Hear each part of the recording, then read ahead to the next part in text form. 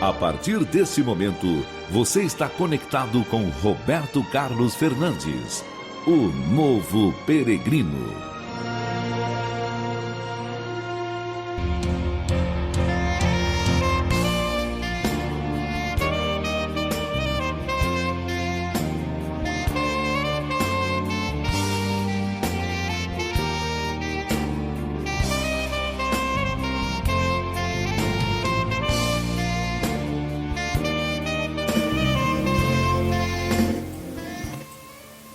Olá pessoal, muito boa tarde, estamos de volta com o programa O Novo Peregrino, reconstruindo sobre ruínas, um programa voltado para provocar, para despertar, para levar-nos a pensar naquilo que temos perdido com as nossas santas tradições.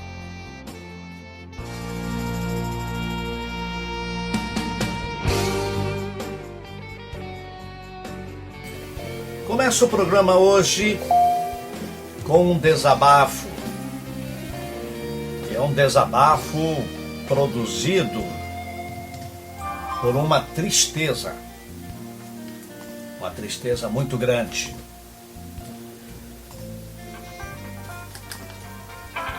Gostaria muito que isso servisse de alerta para aqueles cuja mente e o coração ainda nutrem o desejo de ver o reino de Deus avançando sobre a terra. Recentemente eu fui convidado para ouvir um missionário que exerce seu ministério na Índia há mais de 20 anos. A sua experiência conta também com trabalhos realizados na África. Confesso a vocês que fui com muita expectativa para ouvir o que Deus vem realizando através desse irmão. Eu gostaria de não dizer o seu nome, nem onde ele trabalha especificamente, e nem mesmo dizer em que lugar eu o ouvi, em que pregação ou em que congregação. Obviamente alguns vão identificar de quem eu estarei falando, mas o meu foco não é ele. Durante sua palestra, que durou aproximadamente 2 horas, o número de casos e experiências compartilhados com os presentes era o suficiente para provocar uma revolução na congregação. Testemunhos eram fortes, arrebatadores e desafiadores. E tudo muito recheado com imagens e cenas e vídeos que aumentavam o nosso conhecimento do que ocorre numa das regiões mais pobres da Índia. Entretanto, na medida em que ele ministrava e nos fazia lembrar as palavras de Jesus e dos apóstolos, meu coração começou a se entristecer. Fui sendo tomado por um sentimento de falha, um sentimento de vergonha, e confesso isso para vergonha minha. Perguntei-me, como é que eu estou tão longe de ser uma opção para este mundo? Como é que eu não tenho paixão que movia Jesus, a mesma paixão que movia Jesus e os primeiros discípulos? Me vi então me perguntando, será que eu sei realmente pregar o Evangelho? Por anos, e vergonhosamente digo isso, a minha pregação tem sido elitizada. Ou seja, uma pregação para elite, para pessoas especiais. Tenho escolhido a quem pregar. E confesso, para vergonha minha, eu não tenho tido nenhum sucesso. Aliás, hoje em dia é muito mais fácil fazer proselitismo, ou seja, convencer outros cristãos, entre aspas, a se aderirem à nossa visão do que ir atrás dos perdidos que estão nas ruas e nos becos. pregar usando as lacunas das falhas doutrinárias dos outros é mais fácil do que pregar para um eunuco que anda nas estradas da vida. E assim, meu coração ficou arrebentado ao ver quão simples é a pregação desse irmão e quão grande é o resultado do seu ministério. Diferentemente de muitos de nós que antes que alguém se converta, primeiro tem que ser catequizado, adequado, convencido, transformado e discipulado, e então, por fim, batizado. Parece que entre o crer e o ser batizado existe um longo caminho a ser percorrido. As palavras de Jesus seguem um processo simples. Ide e fazei discípulos, batizando. Então, ensinar a guardar todas as coisas que ele ordenou. Mas na prática temos visto o oposto.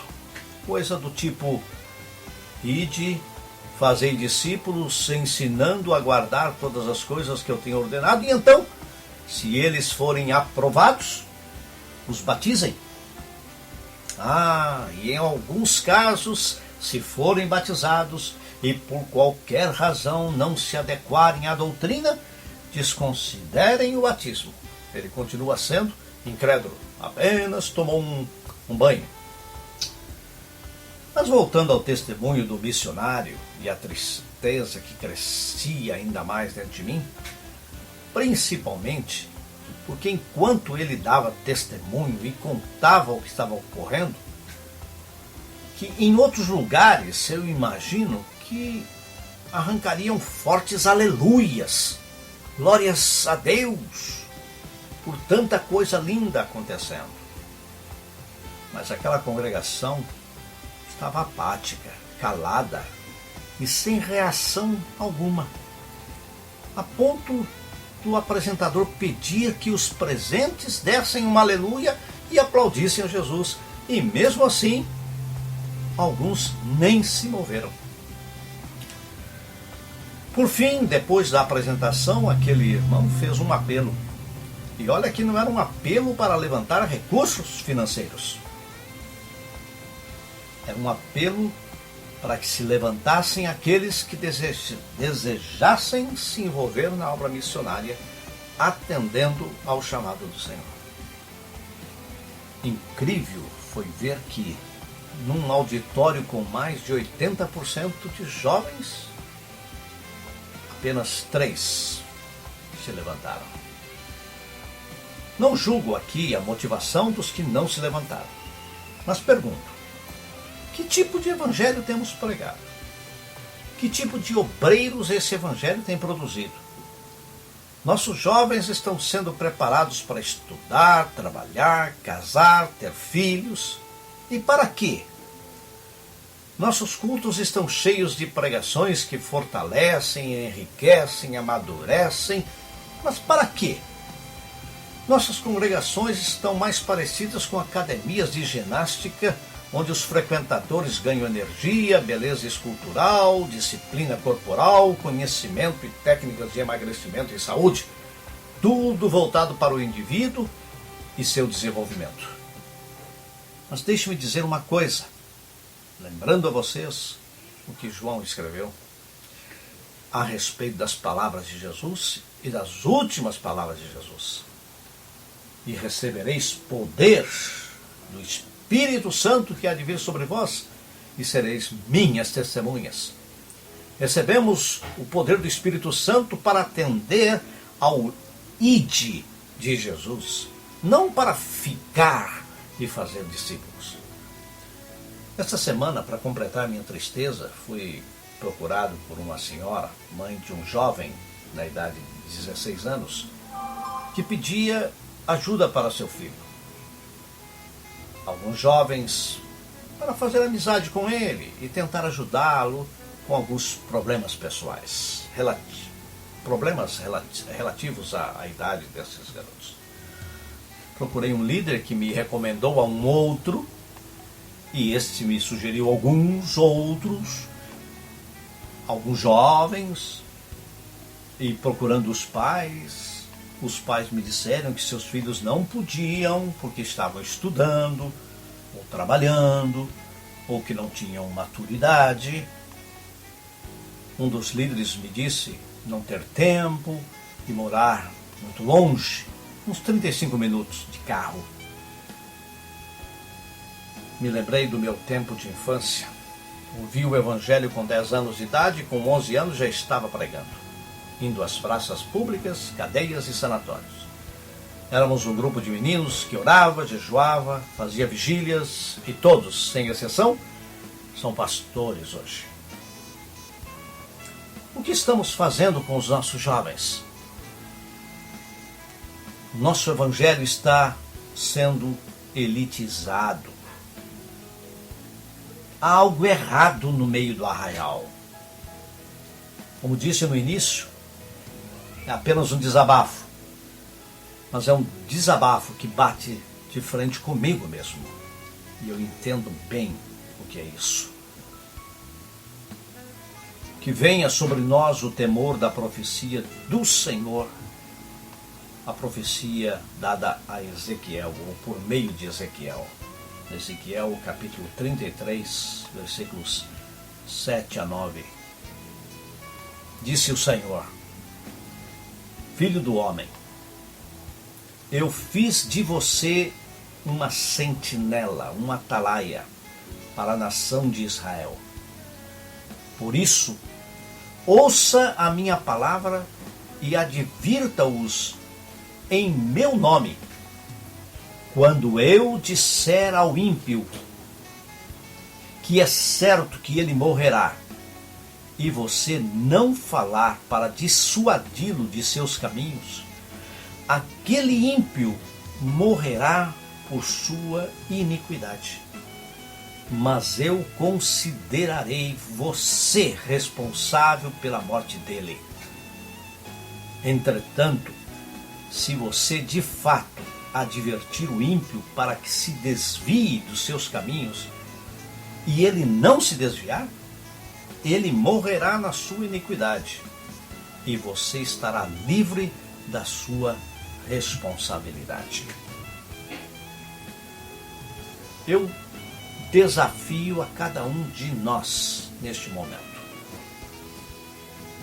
a pensar seriamente na razão pela qual nós estamos nesse mundo e a razão pela qual nós fomos chamados.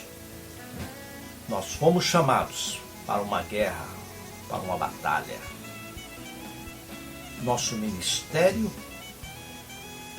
é um ministério voltado àqueles que estão perdidos.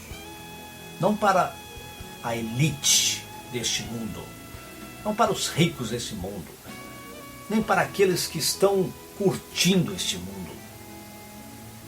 Mas há milhões, existem milhões de pessoas ao redor do mundo que necessitam e esperam por alguém. Eu sei que muitos de nós estão dispostos a meter a mão no bolso e tirar os seus recursos para mandar para as missões. Jesus nunca pediu dinheiro para as missões.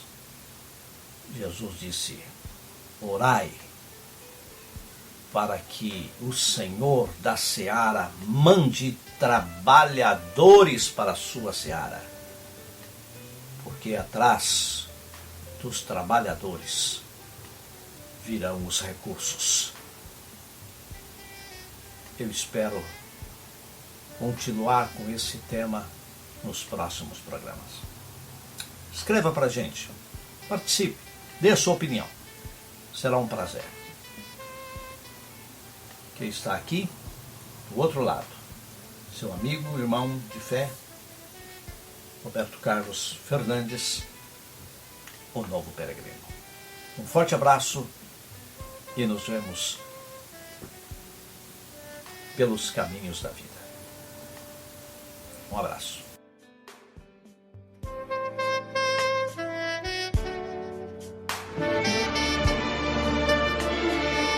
Obrigado por ouvir o Novo Peregrino.